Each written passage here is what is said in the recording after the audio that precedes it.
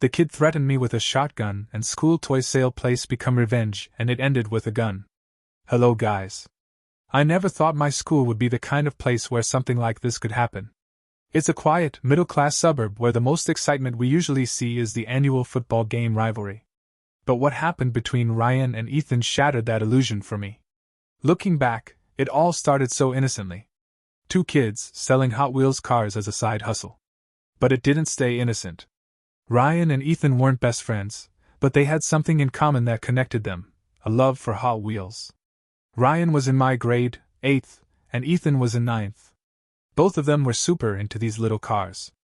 I'm talking serious collectors, the kind of kids who knew the exact release dates of every rare edition. Ryan, though, was always more composed. Quiet, smart, and a little distant from the crowd. He wasn't unpopular, just someone who liked to keep to himself. But Ethan? Ethan had a lot more going on. He was bigger, louder, and always seemed like he was trying to prove something. His grades weren't great, and it was clear he struggled to keep up in school. Ryan and Ethan's shared love for Hot Wheels started off as a harmless connection.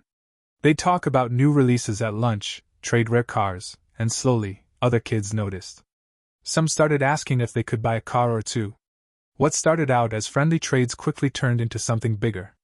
Soon, Ryan and Ethan had this underground business going, selling Hot Wheels cars to kids around school. Of course, it was against the rules to sell anything at school, but no one really cared at first. It seemed like a harmless way to make a little cash. But the thing was, Ryan was much better at it than Ethan. He had this natural ability to turn things to his advantage. His business took off, and people started flocking to him for the rarest models. Somehow, he convinced other kids to pay way more than these toy cars were worth, sometimes 5 or 10 times the actual price. And they paid. Ryan was making a killing. Ethan, on the other hand, couldn't seem to keep up. His sales were slow, and he was always stuck with the less popular models. You could see the frustration in his face every time he saw Ryan close a deal, especially when people paid crazy prices for cars that, in Ethan's mind, were no better than what he was offering. It was jealousy, plain and simple, but at first, it was just under the surface. Ethan would grumble to his friends, but he never did anything. He just kept trying to sell. But Ryan was outpacing him in every way: better grades, better sales, and a reputation for being the guy who could get you what you wanted. That's when things started to shift. Ethan's frustration boiled over into something darker. One day, he decided to take Ryan down a peg. But instead of just trying to outsell him or improve his own game, Ethan went for the jugular. He came up with this twisted plan. During lunch one day, I saw Ethan talking to one of the school's security officers. He was whispering something, looking over his shoulder every now and then like he didn't want to be seen. I didn't think much of it at the time, but later, I found out what he'd done. Ethan had reported Ryan to the school administration, but he didn't just tell them about the Hot Wheels sales. That would have been one thing. No, Ethan told them that Ryan was hiding drugs inside the toy cars. Yeah, drugs. It was ridiculous. According to Ethan's story, Ryan was selling Hot Wheels at inflated prices because he had drugs hidden inside the cars. He spun this whole web of lies, telling the administration that Ryan was running some kind of secret operation right under their noses. And the scary part? The school believed him. Ryan was called into the principal's office that afternoon. They interrogated him, searched his locker, and even went through his bag right there on the spot. I heard about it later from one of the kids who was in the office at the time. Ryan was completely blindsided. He had no idea that Ethan had gone that far. I remember seeing Ryan in the hallway later that day, looking pale, his usual calm exterior shattered. The rumors spread fast, like wildfire. Kids whispered about how Ryan was in serious trouble, how the school might expel him, and worse, how they might even call the cops. All over a lie that Ethan had cooked up because he couldn't handle losing. It was insane. For the next few days, everything was tense. Ryan was suspended while they investigated. It felt like the whole school was waiting to see what would happen. Even though most of us knew Ryan wasn't involved in drugs, he wasn't that kind of guy. The accusation alone was enough to put a black cloud over him. No one wanted to get caught up in it. But Ryan? He wasn't about to go down without a fight. Even while he was suspended, he was working behind the scenes. I didn't know it at the time, but Ryan had a plan of his own. While the school was investigating him, Ryan was doing his own digging. He started gathering information about Ethan, things that might help him clear his name and turn the tables. Ryan wasn't just going to prove his innocence, he wanted revenge. The next week, Ryan was back at school. And somehow, he had managed to convince the administration that Ethan's story was completely false. I'm still not sure how he did it. He must have shown them some kind of proof or made a strong case for himself. But he didn't stop there. Ryan flipped the whole situation. He turned the tables on Ethan in a way no one saw coming. He had enough dirt on Ethan that when the school searched his locker, they found Hot Wheels cars that Ethan had been selling. The same thing he accused Ryan of. The administration realized Ethan had made the whole thing up, and he was the one who ended up in serious trouble. Ethan got suspended, maybe even expelled, I'm not sure. It was like Ryan had won. But that's not where the story ends. That night, Ryan's nightmare came back to life. It was around 8 p.m. when Ryan texted me.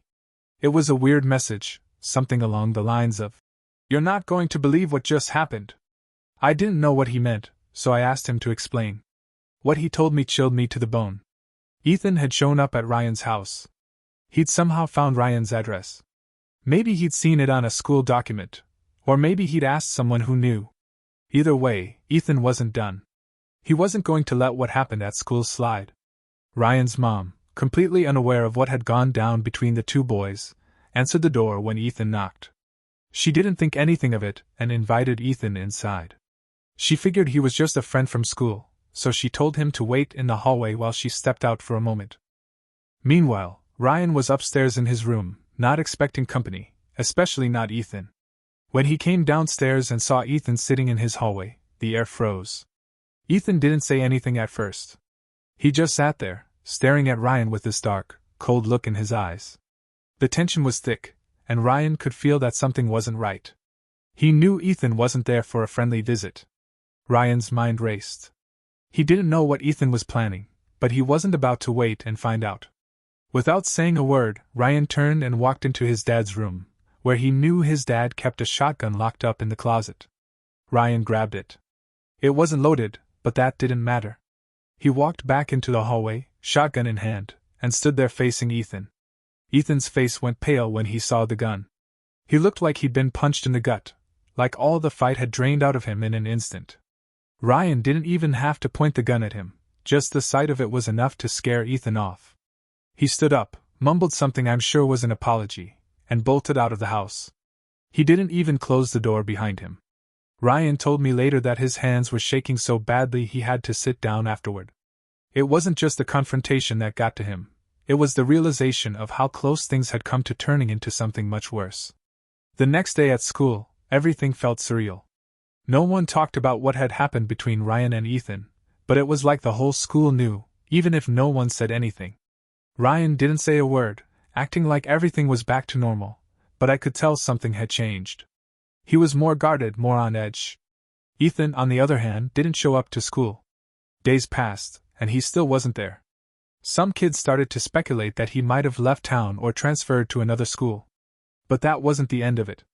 A few weeks later, rumors started spreading that Ethan hadn't really disappeared. Some kids said they saw him hanging around the park, talking to older guys who didn't go to our school, who had reputations for getting into serious trouble. Word was, Ethan was planning something. There was this strange, almost ominous feeling hanging in the air. Ryan started watching his back more, especially after school. He wouldn't leave alone, and he was always looking over his shoulder. Nothing ever came of those rumors, but that tension stayed with us. It was like a shadow hanging over everything. Ryan had won the battle, but we all knew it could have gone so much worse. And honestly, that's the scariest part. All of this, everything that happened, was because of some stupid rivalry over toy cars. It sounds ridiculous, but it wasn't the Hot Wheels that caused it. It was the jealousy, the ego, the need to be better than someone else. That's what turned this whole thing into a nightmare. And even now, months later, I still wonder if we were lucky, or if we were just one wrong move away from something far worse happening. Sometimes, I catch Ryan staring off into the distance, lost in thought. He never says what's on his mind, but I know he's still thinking about that night. I know I am. Because even though nothing happened in the end, the fear that it could have, well, that's something none of us will ever forget.